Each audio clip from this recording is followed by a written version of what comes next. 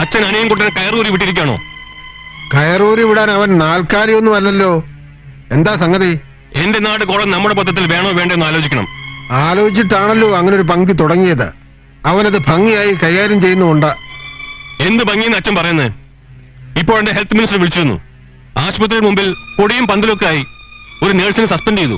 അനീതിയുള്ളിടത്ത് കലാപം ഉണ്ടാവണം, അല്ലെങ്കിൽ അവിടെ കത്തി ചാമ്പലാവണം. അതിനുള്ള തീ അവന്റെ അക്ഷരങ്ങൾക്കുണ്ട്. സത്യം വദ ധർമ്മം ചര. അവൻ അതാ ചെയ്യുന്നത്. അതിന്റെ പൊരുൾ നിനക്ക് മനസ്സിലാവില്ല. നീ നിൽക്കുന്നത് ഇവിടെയാണെങ്കിലും ശ്വസിക്കുന്നത് അമേരിക്കൻ വായുവാ. നീ നിന്റെ കാര്യം നോക്കിയാൽ മതി, അവൻ അവന്റെ കാര്യം നോക്കിയോളും കേട്ടോ.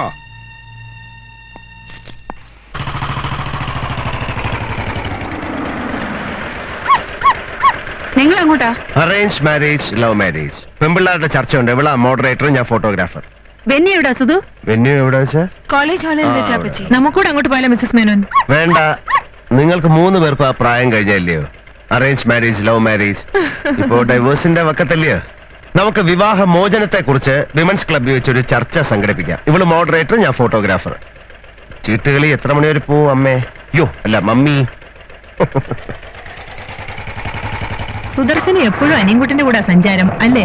അതെ അതെ, പ്രായമായെന്നൊരു ചിന്തയില്ല രണ്ടുപേർക്കും. Arrange marriage or love marriage? Marriage എന്ന ചടങ്ങിന്റെ ആവശ്യം എന്താണ്? A criminal wastage, selection of A partner. പ്രായപൂർത്തിയായ ഏതൊരു പെൺകുട്ടിക്കും അവകാശപ്പെട്ടതാണ് അവൾക്ക് ഇഷ്ടപ്പെട്ട പുരുഷന്റെ കൂടെ ജീവിക്കുക എന്നത്. അങ്ങനെ ജീവിക്കുന്നതിന് ഒരു ലീഗൽ സാങ്ക്ടിറ്റി വേണ്ടേ? എന്ത് ലീഗൽ സാങ്ക്ടിറ്റി? പരസ്പര വിശ്വാസത്തിന്റെ വിശുദ്ധിയാണ് കുടുംബജീവിതത്തിന്റെ സാങ്ക്ടിറ്റി എന്ന് പറയുന്നത്. നിങ്ങൾ രണ്ടുപേരും പറയുന്ന അഭിപ്രായത്തോട് ഞാൻ യോജിക്കുന്നു.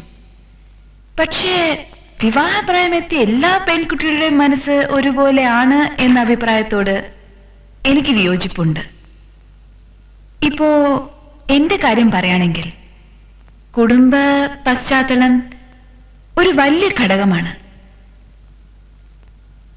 എഴുത്തുപുര വീട്ടിലെ പൂമുഖത്താണ് എന്റെ സങ്കല്പത്തിലെ ഭർത്താവ്. എഴുത്തുകാരൻ ഭർത്താവ്, ചന്ദനത്തിന്റെ മണമുള്ള ഭർത്താവ്, എണ്ണക്കറുപ്പിലെ കർപ്പൂര ദീപം എനിക്ക് ശേഷം മാത്രം തൊഴാൻ കാത്തു നിൽക്കുന്ന ഭർത്താവ്. എന്റെ പരിഭവങ്ങളെ എന്താ പറയാ, കൊഞ്ചിച്ച് കൊഞ്ചിച്ച് ഇല്ലാതാക്കി ഒരിക്കലും മടുക്കാത്ത യവനമായി എന്നും ഉറക്കരയിൽ